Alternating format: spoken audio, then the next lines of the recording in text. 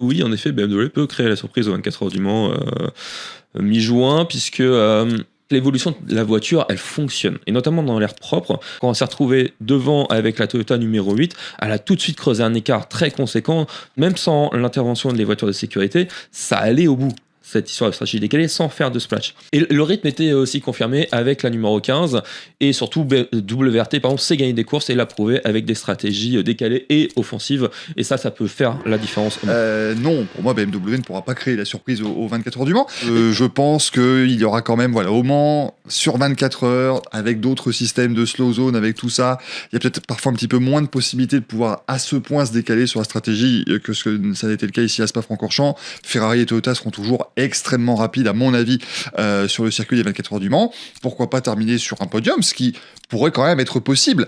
Maintenant, je pense que ça va être un tout petit peu trop court pour la victoire pour BMW, mais ils vont être un peu plus dans le match.